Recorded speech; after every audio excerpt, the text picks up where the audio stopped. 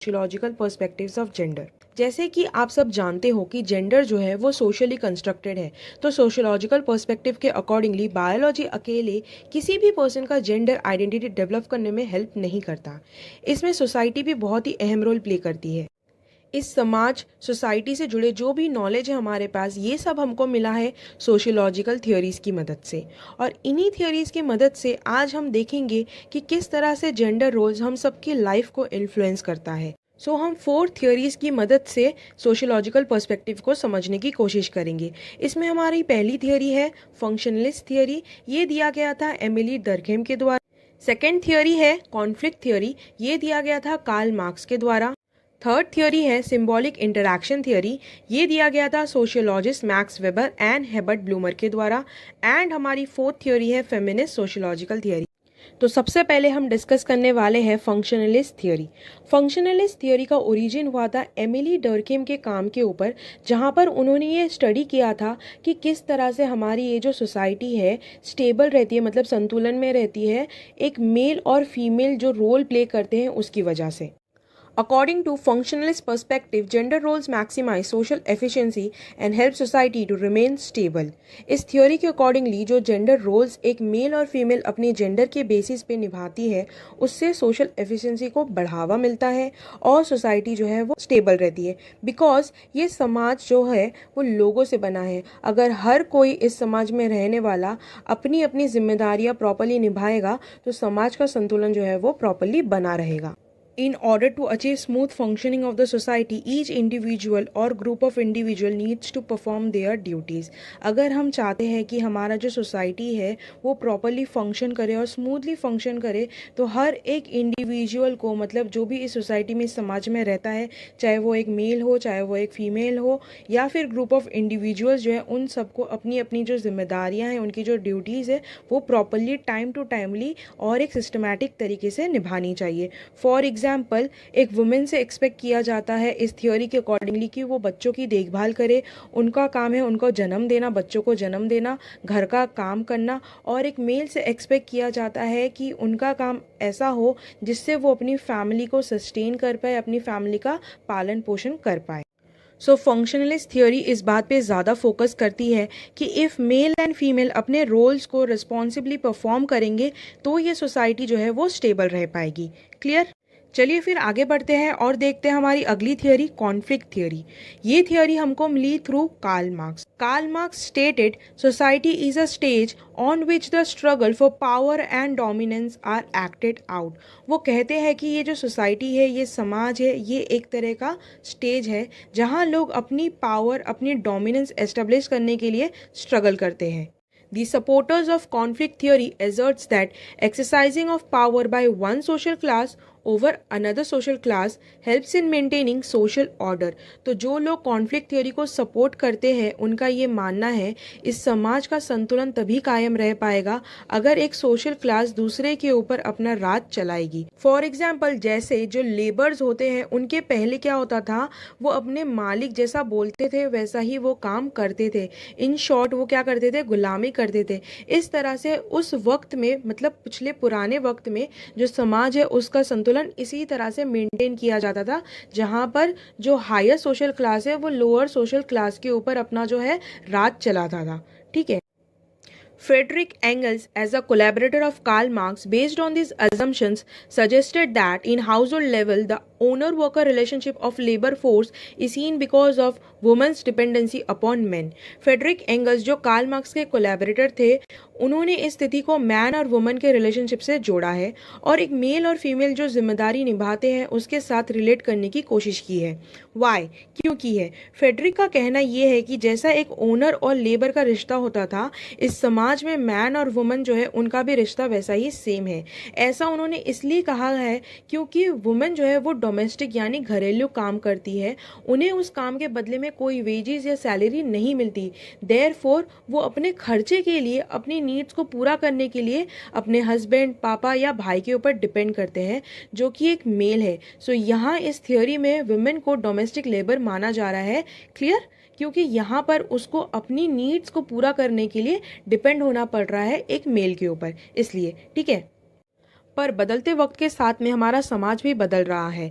Contemporary conflict theory suggest that women gain power in the family structure when they become veg earners. जो contemporary conflict theorist है वो ये suggest कर रहे हैं आज के डेट पे कि अगर वुमेन कमाने लगे तो वो भी अपनी फैमिली में जो पावर है वो भी गेन कर सकती है। बट स्टिल ऐसा देखा जाता है कि इवन इफ वुमेन जो है वो घर से बाहर जाकर काम करती है, उसके बाद भी जो भी डोमेस्टिक ड्यूटीज़ होती है वो भी उनको सेम तरह से पूरा करना पड़ता है। ठीक है, तो इस कॉन्फ्लिक्ट थ्योरी में ये ज़्यादा बताया जा रहा है कि किस तरह से एक सोशल क्लास दूसरे सोशल क्लास को डोमिनेट कर रहा है, और ये जो डोमिनेंस है इसको एक मैन और वुमेन के रिलेशनशिप के बेसिस पे ज़्यादा फोकस करके बताया जा रहा है। अब ये जो कॉन्फ्लिक्ट थियरी है इसको बहुत ही ज़्यादा क्रिटिसाइज़ किया गया था, बिकॉज इस थियरी में जो रिलेशनशिप है, जो इनइक्वालिटीज़ है, वो इकोनॉमिक बेसिस पे की जा रही है एक मेल और फीमेल के बीच में, चाहे वो एक सोशल क्लास हो या फिर वो दूसरे सोशल क्लास के ऊपर हो। तो यहाँ पर इस थ्योरी में इकोनॉमिक कंडीशन जो है एक पर्सन का, उस चीज़ पे ज़्यादा फोकस किया जा रहा है। क्लियर? चलिए आगे बढ़ते हैं, नेक्स्ट थियरी देखते हैं। नेक्स्ट थियरी है हमारी सिंबॉलिक इंटरैक्शन थियरी। ये थियरी दी गई थी Max Weber and Herbert Blumer के थ्रू। जो सोशियोलॉजिस्ट है मैक्स वेबर, वो कहते हैं individual acts according to their interpretation of the meaning of their world. हम इंडिविजुअल्स अपने वर्ल्ड को अपने एक्सपीरियंस के बेसिस पे इंटरप्रेट करते हैं और उसी इंटरप्रिटेशन के बेसिस पे हम सब चलते हैं। Symbolic interaction theory suggests that when people interact with each other, they continually modify their behavior as a result of such interaction. ये theory हमें ये बताती है कि जब एक पर्सन दूसरे पर्सन के साथ इंटरैक्ट करता है तो उनका बिहेवियर जो है उसमें कंटिन्यूसली बदलाव या मॉडिफिकेशन हमको देखने को मिलता है। ठीक है, क्योंकि एवरीडे हर रोज़ आप अलग अलग पर्सनस को मिलते हो, उनके अलग अलग एक्सपीरियंसेस होते हैं और उनके जो एक्सपीरियंसेस होते हैं वो आपके साथ शेयर करते हैं। आप उनके एक्सपीरियंसेस को ऑब्जर्व करते हो और उसी के बाद आपका जो सोचने या समझने का तरीका है उसमें थोड़ा बहुत चेंजेस या मॉडिफिकेशन एक्सपीरियंस करते हो या फिर देखा जा सकता है। ठीक है, इसी वजह से जो ह्यूमन बिहेवियर है या फिर जो ह्यूमन स्टाइल है थिंकिंग का या कुछ भी एक्ट करने का, किसी भी तरह से चलने का, रिस्पॉन्ड करने का, वो कंटिन्यूअसली बदलते रहता है। The term social interaction is coined by Herbert Blumer, where he stated that people respond to the world based on the interpretation they bring to it. Social interaction जो टर्म है वो दिया गया है हेबर्ट ब्लूमर के द्वारा, और उन्होंने ये कहा है कि कोई भी पर्सन इस वर्ल्ड के जो एक्टिविटीज़ या सिचुएशन के सामने इंटरप्रिटेशन रखता है उसी के बेसिस पे वो रिस्पॉन्ड करता है। फॉर एग्ज़ाम्पल, आपके सामने एक इमेज अवेलेबल है, यहाँ पर आप देख सकते हो कि खाली मैदान है, वहाँ पर 3 अलग अलग लोग हैं और तीनों का पर्सपेक्टिव उस प्लेस से लेकर डिफरेंट है। फॉर एग्ज़ाम्पल, सबसे पहला देखिए, आप एक फार्मर है, वो उसको एज अ कल्टिवेशन लैंड देख रहा है, एक बच्चा है वो इसको एज अ प्लेग्राउंड देख रहा है, वेयर एज जो बिजनेस लेडी है वो इसको एज अ शॉपिंग मॉल या फिर यहाँ पर दूसरा कोई भी कमर्शियल यूज़ के लिए इस लैंड को देख रही है। ठीक है, तो यहाँ पर क्या हुआ, तीनों अलग अलग जो लोग हैं अपनी पर्सपेक्टिव, अपने एक्सपीरियंसेस, अपने ऑब्जर्वेशन के वजह से जो भी इस दुनिया के बारे में सोचते हैं वैसा ही उसका इंटरप्रिटेशन, मतलब वैसा ही उसका मतलब निकालते हैं। क्लियर? सिंपली कहा जाए तो हेबर्ट ब्लूमर जो है वो भी मैक्स वेबर का जो परसेप्शन है उस चीज़ को सपोर्ट करते हैं, जहाँ पर ये कहा जाता है कि हम लोग अपने एक्सपीरियंस के बेसिस पे इस वर्ल्ड को इंटरप्रेट करते हैं, वैसे ही चलते हैं। ठीक है, इस थ्योरी के मुताबिक हम जेंडर से जुड़े रोल्स या रिस्पॉन्सिबिलिटीज़ की जो आइडियोलॉजी या बिलीफ है अपने माइंड में बनाते हैं, वो कुछ हद तक सोशल इंटरैक्शन पर भी डिपेंड करता है। फॉर एग्जांपल, हम 2 फैमिली ले लेते हैं। ठीक है, एक है फैमिली ए, एक है फैमिली बी। जो फैमिली ए है उनके 2 बच्चे हैं, एक लड़का है और एक लड़की है। फैमिली बी में भी सेम है, एक लड़का है और एक लड़की है। फैमिली ए के जो दोनों बच्चे हैं वो दोनों ही स्कूल जाते हैं और दोनों को घर पे इक्वल ही ट्रीट किया जाता है। ठीक है, वेयर एज जो फैमिली बी है, जो मेल चाइल्ड है सिर्फ वो ही स्कूल जाता है और जब खाने पीने की बारी आती है वहाँ पर उसको ज़्यादा स्पेशल प्रेफरेंस दिया जाता है। और जो फीमेल चाइल्ड है वो क्या करती है, अपने घर पर अपनी मम्मी के साथ रहती है और उनको हेल्प करती है, और खाने पीने के मामले में भी उसके न्यूट्रिशन को ज़्यादा ध्यान नहीं दिया जाता है। एज दोनों फैमिली क्या है, नेबर्स है, तो फैमिली बी ने फैमिली ए को ऑब्जर्व किया और उनका जो इंटरेक्शन हुआ उनके साथ, उससे फैमिली बी ने ये सीखा कि दोनों ही बच्चों को इक्वली ट्रीट करना चाहिए।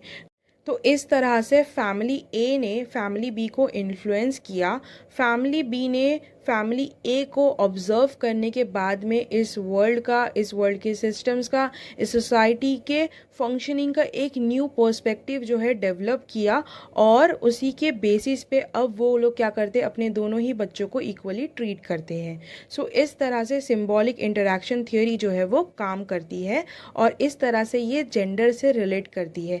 आई होप मैं यहाँ पर क्लियर हूँ, आपको इस एग्जाम्पल के थ्रू समझ में आ चुका है। चलिए देखते हैं हमारी last theory, feminist sociological theory. This theory is based on the attempt to explain the societal difference between man and women. इस थ्योरी में कोशिश ये की जा रही है कि किस तरह से एक मैन और वुमेन के बीच में जो सोसाइटल डिफरेंस है उस चीज़ को एक्सप्लेन कर सके, and focuses on providing a voice to women in society and also emphasizing their contribution। सिर्फ इतना ही नहीं बल्कि women जो है उनकी आवाज़ उठाने का भी उनको मौका मिले, और साथ ही में उनका जो योगदान है, कंट्रीब्यूशन है इस सोसाइटी को, इस समाज को संतुलन में रखने का, इस समाज को बेहतर बनाने का, उस चीज़ को भी हम लोग देखें और उस चीज़ को भी हम लोग कदर करें, उस चीज़ को भी हम लोग वैल्यू करें, इस चीज़ पर भी ध्यान दिया जाता है। सो जो फेमिनिस्ट सोशियोलॉजिकल थियरी है इस पे मेन फोकस रहता है वुमेन के ऊपर, और मेन और वुमेन के बीच में जो सोसाइटल डिफरेंसेस है उस चीज़ के ऊपर भी यहाँ पर सबसे ज़्यादा ध्यान दिया गया है। इस थ्योरी को बेटर तरीके से समझने के लिए हम 4 टाइप के फेमिनिस्ट पर्सपेक्टिव के ऊपर डिस्कशन करेंगे, सो दैट हमको अच्छे से समझ जाए कि एक्चुअल में फेमिनिस्ट सोशियोलॉजिकल थ्योरी किस चीज़ पे बेस्ड है। ठीक है, तो सबसे पहला टाइप का हमारा फेमिनिस्ट है लिबरल फेमिनिस्ट। इनका ये मानना है कि जिन इक्वालिटीज़ का सामना एक वुमेन को करना पड़ता है वो हमारे पास्ट ट्रेडिशंस की वजह से, दैट मीन्स हमारे एंसेस्टर्स के ज़माने से जो भी ट्रेडिशंस हम फॉलो करते हुए आए हैं उसी के वजह से आज के डेट पर भी वुमेन को इनइक्वालिटीज़ का सामना जो है वो करना पड़ रहा है। और अगर हम चाहते हैं कि इस तरह की जो इनइक्वालिटीज़ है उनको हम ख़त्म करें, तो हर किसी को सबसे इम्पॉर्टेंट चीज़ है इक्वल अपॉर्चुनिटी प्रोवाइड करना और इक्वल राइट प्रोवाइड करना, जिसकी वजह से वो लोग खुद का जो है ग्रोथ कर सके इस सोसाइटी में। ठीक है, नेक्स्ट टाइप है हमारा social feminist. Social feminist theories का बिलीफ ये है कि वुमेन ऑपरेशन की वजह है कैपिटलिज्म, क्योंकि वुमेन को चीप लेबर सोर्स माना जाता है और वो जो भी काम अपने घर में करती है उसके बदले में उसे कोई वेज या सैलरी बिल्कुल भी नहीं दी जाती है। इसके वजह से वो डिपेंडेंट हो जाती है अपने हस्बैंड या अपने फादर के ऊपर, इसीलिए उनके ऊपर अत्याचार होता है। इसीलिए जो सोशल फेमिनिस्ट है उनका ये मानना है कि वुमेन के ऊपर जो भी इनइक्वालिटी या ऑपरेशन होता है उसकी मेन वजह है कैपिटलिज्म। क्लियर। नेक्स्ट पर्सपेक्टिव है रेडिकल फेमिनिस्ट।